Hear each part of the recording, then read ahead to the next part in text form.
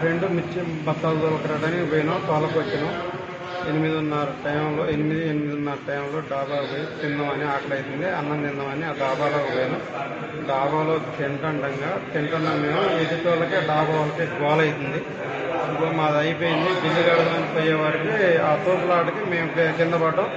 మా ఫ్రెండ్ని కింద పడ్డాన్ని లేపే వరకు నేను ఒంగోని ఉంటే నా నెత్తిపైన కుర్చీ కర్ర తీసుకొని గిట్ట చేసిండు.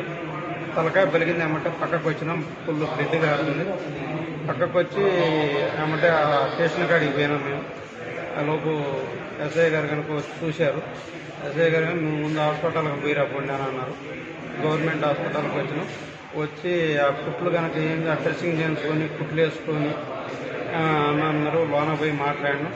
అమ్మాయి ఏమన్నా కళ్ళు తిరుగుతున్నాయి, ఎట్లుందా అది అంటే ఏం లేవు అని చెప్పి, అందుకు కొద్దిగా లేవు సార్ అని అన్న. మరి రేపు పొద్దున్నే రాండి అమ్మ అని అన్నారు. ఈలోపు మా ఫ్రెండ్స్ కొంతమంది మా సార్ వాళ్ళు వచ్చారు. మా సార్ వాళ్ళు వచ్చి నన్ను బయటికి తీసుకుపోతుంటారికి వాళ్ళు ఒక 20-30 మంది కర్రలు తీసుకొని వచ్చారు. హాస్పిటల్కి వచ్చారు. ఫుల్గా తాగి ఉన్నట్టుగానే ఉన్నది. గంజాయి బ్యాచ్ లెక్క ఉన్నారు. ఫుల్గా కర్రలు రాడ్లతోటి ఎక్కడ పడితే అక్కడ మా ఫ్రెండ్స్ని కొట్టారు బాగా. ఇదే ఊరే చెప్పారు.